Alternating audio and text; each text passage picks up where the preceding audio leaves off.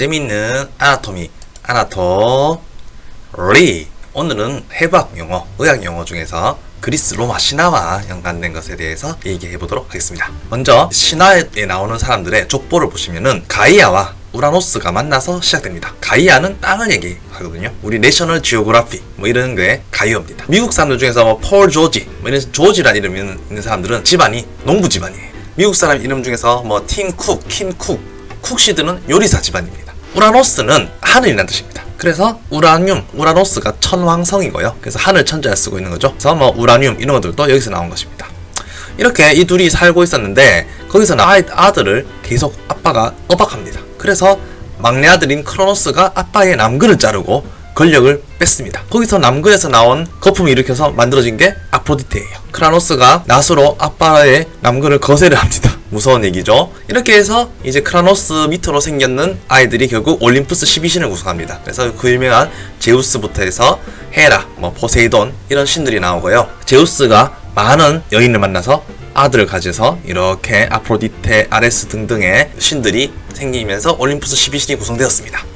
자, 이때 제우스가 많은 여인을 만났는데요. 그 중에서도 이제 ним프를 또 만납니다. ним프란 것은 보통 우리가 요정이란 뜻이죠. 이쁜 사람 보고 요정이다 할 때 그 ним프인데 물의 여신입니다.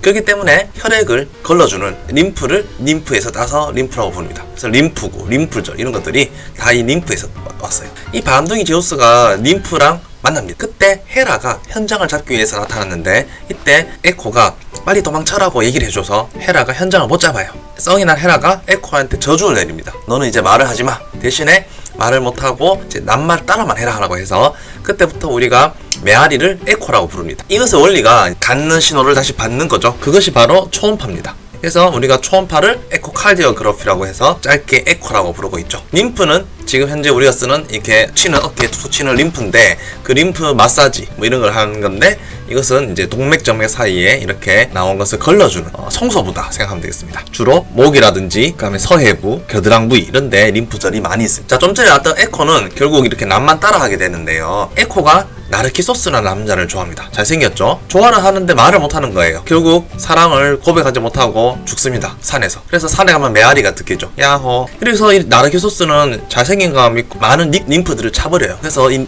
ним프들이 이렇게 기도를 합니다. 나르키소스를 저주를 해요. 그래서 이 나르키소스는 결국 자기 자신을 사랑하게 됩니다. 그것을 이제 우리가 나르시시즘이라고 하죠. 나르시시즘이 생긴 것은 나르키소스가 결국 자기를 사랑에 빠져서 자기만 쳐다보다가 이렇게 물에 빠져 죽기 때문에 그렇습니다.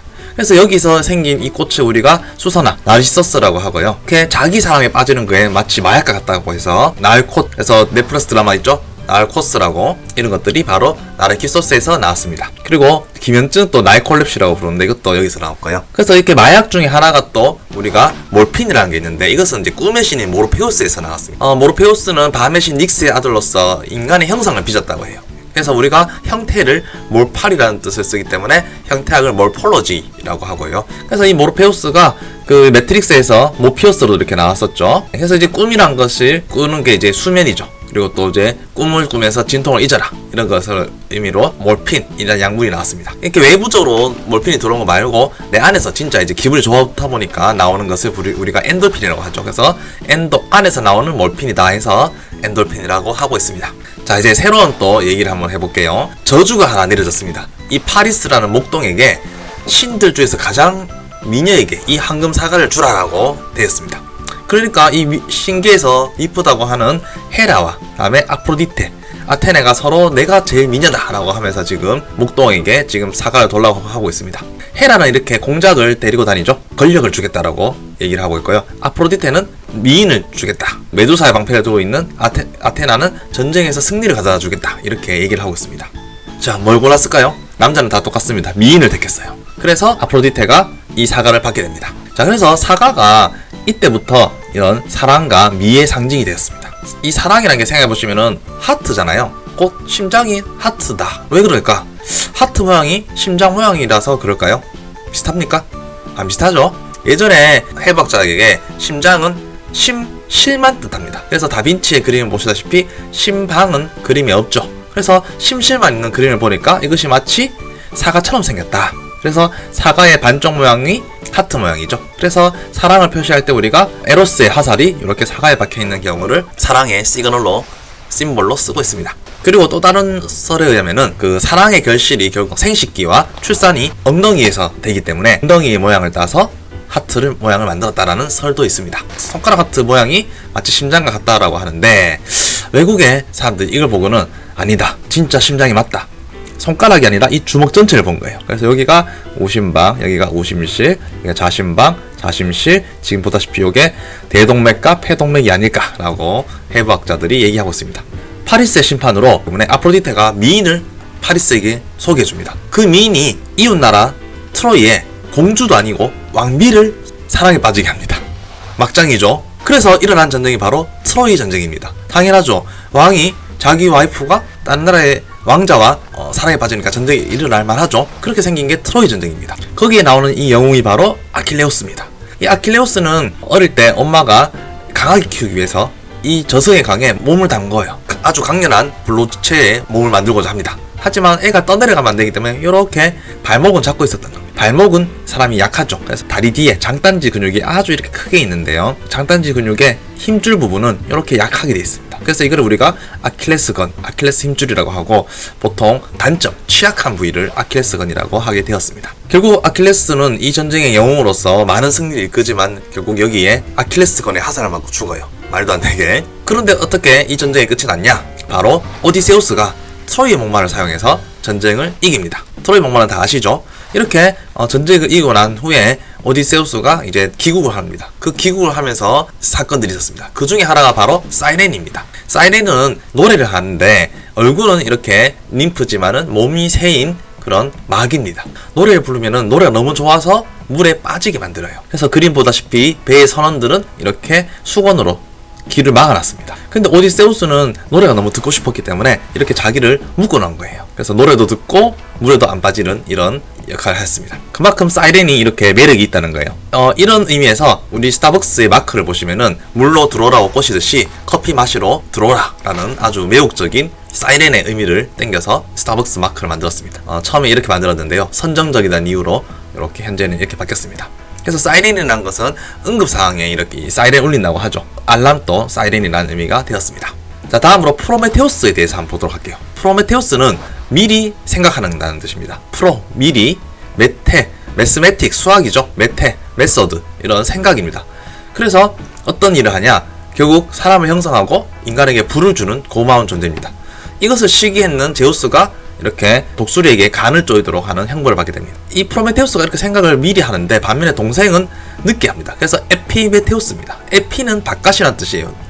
늦은, 뒤 이런 뜻입니다. 그래서 우리가 책이나 영화를 보면은 프롤로그는 앞에 나오는 거고요. 에필로그는 끝나나서 뒤에 나오는 겁니다. 조직에서 상피를 에피셀륨이 할 때 이 에피도 똑같은 의미가 되겠습니다. 프로메테우스는 이렇게 인간을 위해서 많은 일을 하다가 형벌을 받는데 동생은 최초의 여인인 판도라와 결혼해서 잘 삽니다. 판도라라는 것은 판은 모든이라는 뜻입니다. 그래서 모든 선물이라는 뜻이에요. 프로메테우스가 판도라의 상자를 열지 말라고 했는데 에피메테우스가 너무 조심을 시키지 않습니다. 결국 이 판도라는 상자를 열어요. 그래서 인간에게 이런 질병, 슬픔, 가난, 증오 이런 것들이 생기게 되었습니다. 희망도 줬는 게 그나마 참 다행이죠. 그래서 판이라는 것은 모든이라는 뜻이고 그렇기 때문에 파노라마, 파라소닉, 판테온, 현재 코로나 때문에 이게 나오고 있는 팬데믹 역시 모든 사람들이 걸릴 수 있다. 그 사항을 팬데믹이라고 하고 있습니다. 자, 보통 의학의 그런 그 마크들 보시면 이 뱀이 있죠. 이것이 무엇이냐? 아폴론의 아들인 아스클레피오스를 따서 만든 것입니다. 아스클레피오스는 의학의 신으로서 이렇게 지팡이에 뱀을 메고 다닌 거예요. 그래서 이 뱀이 많은 치료 효과를 냈기 때문에 뱀을 이용하고 있습니다.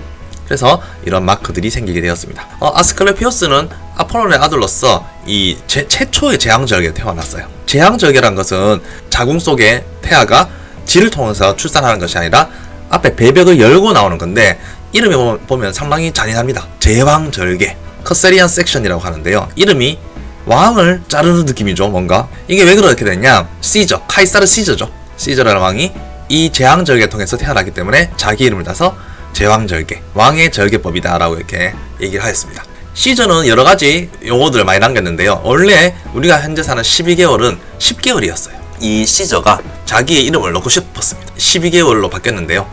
1월부터 보시면 1월은 이제 두 해가 서로 진학 마주보기 때문에 야누스의 두 얼굴을 넣어서 제니얼이고요. 2월에는 좀 씻어야 됩니다. 그래서 페브러리는 깨끗하게 식는 청결을 의미합니다. 페브리지 생각하면 되겠죠. 예. 3월 되면 날 좋아지니까 전쟁의 신 아레스가 전쟁을 시작하고요. 4월은 이제 미의 여신 아프로디테를 따서 만들었고 5월은 매그너스를 뜻하는 메이아를 넣었습니다. 6월은 헤라, 주노를 따서 준을 만들었고요. 7월은 시저가 자기가 태어난 7월을 넣어서 만들었고 있습니다.